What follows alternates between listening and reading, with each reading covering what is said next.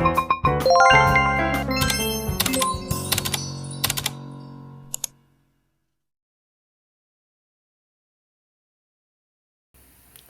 mga kumars, cooking time again. Lulutuin ko na dito yung ilalagay ko na yung pork dyan sa pinaglutuan ng ating tinapa. Kasi gulay, okay lang yan, pangpalasa din. Ayan, nilagay na natin yung ating pork. Ang lulutuin ko po gulay for today's ulam. Pinaglutuan ko nito ng aking tinapang bangus. So, okay lang yan yung pinaglutuan niya kasi para pang flavor din sa ating lulutuin gulay. Pangpalasa, dagdag pangpalasa. Ayan, dagdag pangpalasa.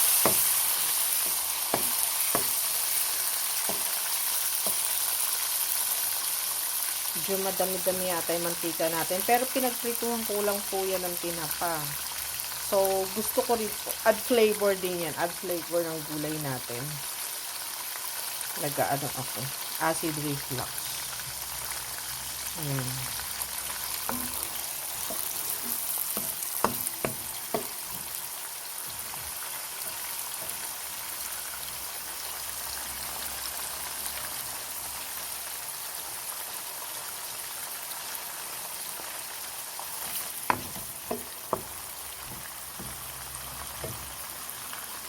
Masyadong low fire, lakasan natin.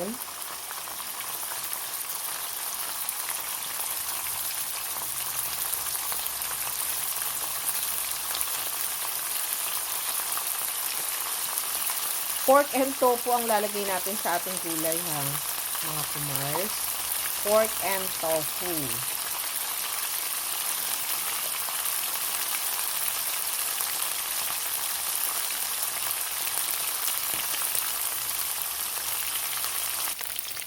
So, ayan, lagay na natin yung ating tofu naman.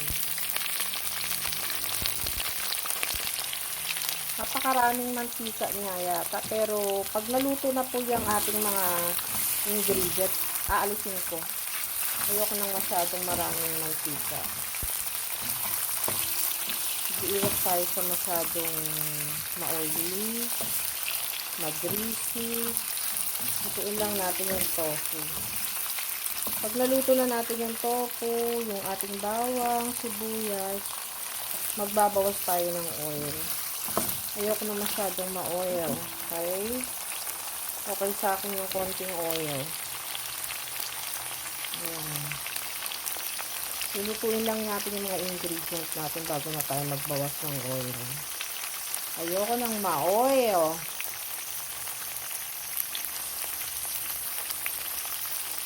Ayan. Gulay ito yung lulutuin natin Gulay.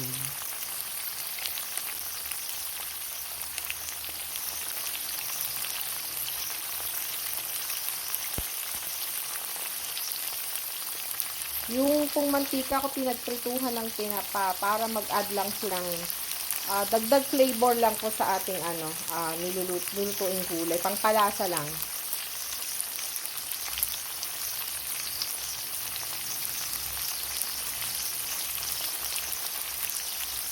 Lutuin lang natin yung tofu at baboy.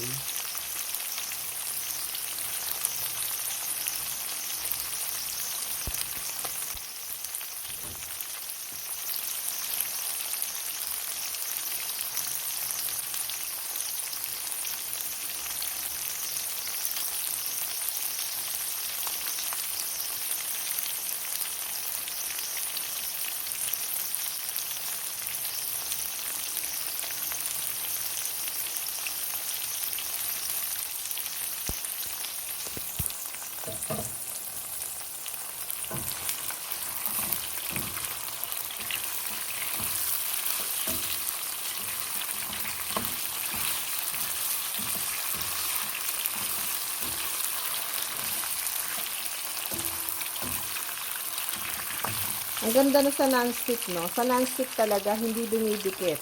Alam niyo, pag hindi non-stick yung ginamit yung kawali, didikit na yan. Tignan nyo, kapag non-stick, hindi po dumidikit. Kahit na anong mangyari pa, kahit na anong iluto nyo dyan. Huwag lang matanggal yung pinaka-coat nung non-stick, no? Yan, didikit na for sure. Wag ang pag naghugas po kayo ng ganyang mga non-stick na kawali, wag niyo pong kinukuskus.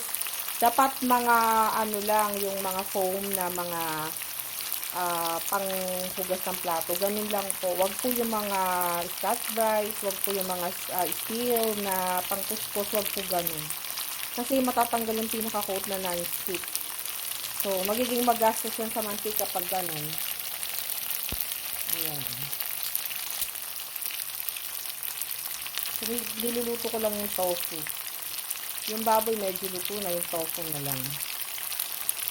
Or tokwa. Madali lang naman ito lutuin, mga kumars. Napakadali lang. Saka low budget hindi naman malaki ang budget nyo dyan. Magkano lang naman yung tofu. Sa baboy naman, kahit halagang 30 pesos pwede na. Or 40 pesos, ayan, pwede na yun. Konti lang, hindi naman yung kailangan ng maraming pork. Konti lang. Kahit nga tinapa pwede. Kaso, maarte yung kasama ko, ayaw magtinapa na halo. So, nilagyan natin ng pork. Yung tinapa na lang yung ating inulang. So, ibaliktad na natin. Tignan nyo, kapag ka non-stick ang kawali, hindi po yan dumidikit. Pero kapag po hindi non-stick ang inyong kawali, yan, for sure, dikit-dikit na yan. Deform ng, lalo't etong tofu, napakadali po yan ma-deform. So, tignan nyo naman, buo pa rin siya. Kung ano po yung pagkakaslice ko, ganun pa rin po yan. Hindi po yan na-deform. Kaya maganda rin po talaga pag non-stick ang ginagamit nyo. So, pwede na natin ilagay yung ating sibuyas. Lagay na natin yung sibuyas.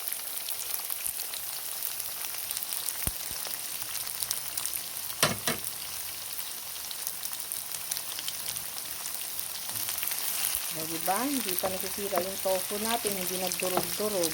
Pag non-stick talaga, promise, napakaganda ng lulutuin nyo dyan. Kahit mga isda, kahit na itlog, tignan nyo itlog na niluluto ko laging buo. Pero pag hindi non-stick yan, ay naku po, dikit-dikit na yan. Talagang pahirapan tanggalin sa kawali. Pero dito, wala akong problema, madali. So, lagyan na natin yung ating bawang. Ano lang, napaka-easy lang naman, di ba mga kumars? Ngayon, maglilinis na naman tayo ng kalan. Lutuin nyo maigi para lalong mabango. Kasi pagka lutong-luto yung mga ingredients nyo, mas lumalabas yung flavor ng ingredients. So, mas sasarap. Kaya kailangan lahat ng mga ano yan, nakagisa ng husto. Para masarap lalo ang mga niluluto nyong mga pagkain. Diba? Hindi ako nagme-measuring cup or measuring na teaspoon or sa spoon. Hindi po. Tansya-tansyahan lang yan. Lahat. Lahat po. Except lang po sa baking kailangan kasi dun malaking naka-measure. Pag hindi palpak. Kaya okay na yan, ganyan. Sa mga pagkain na ganyan, basta tansyado, tansyahan lang, ay kayang-kaya niyo yan. Dali lang naman magluto.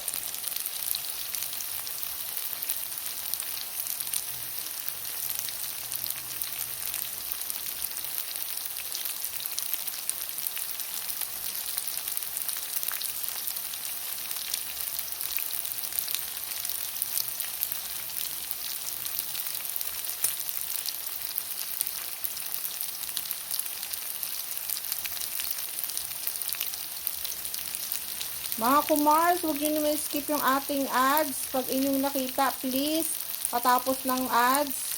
Kasi meron po akong mga video na may ads na. Kaya huwag nyo naman pong skip. Hindi naman po matagal. Madalian lang naman yung ads. Kaya patapos nyo na rin. Tapos pa-share na rin yung ating mga uploaded video. Okay, mga kumars. Makakatulong pa kayo sa akin ng malaki. Malay nyo, time will come. Ako naman maging successful. Di ako naman makatulong sa inyo. Ganun lang naman yun. So, mga kumars, pwede na natin ilagay yung ating toge. Toge pa yung ating gulay. Mga kumars, toge pa yung ating gulay. I-fold ko lang baliktad din natin para nasa ilalim yung gulay, inibabaw naman yung laman. Yung mga halo. So, ayan mga kumars, lagyan natin ng konting water. Konti lang.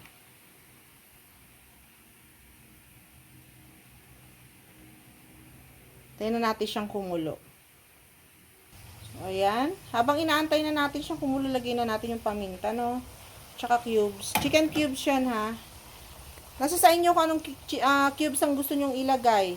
Nasa sa inyo. Pwedeng hindi lagyan, pwedeng lagyan, okay? Nasa sa inyo po. Pwede nyong hindi lagyan, pwedeng lagyan. Okay, mga kumars. Mga kumars, lagyan ko ng konting toyo. Ayan. Konting toyo for flavoring lang. Konti. Kasi meron na siyang cubes, baka umalat. Kaya, huwag kayong maglagay ng madami. Konti lang. So, ayan. Kumukulo-kulo na ng onte. Pwedeng ibaliktad ulit. Kasi nasa ibabaw yung cubes at saka yung paminta.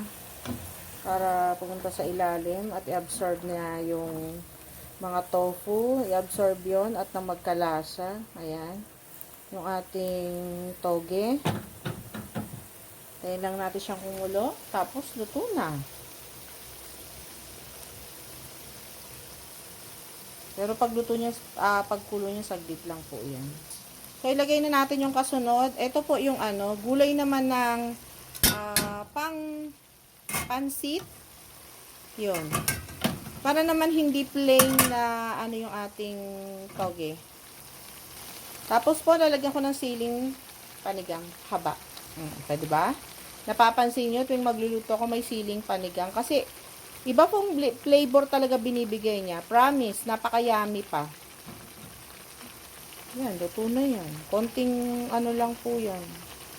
Konting kulo lang. Tikman natin muna. So, kumukulo na, mga kumars. Tikman natin.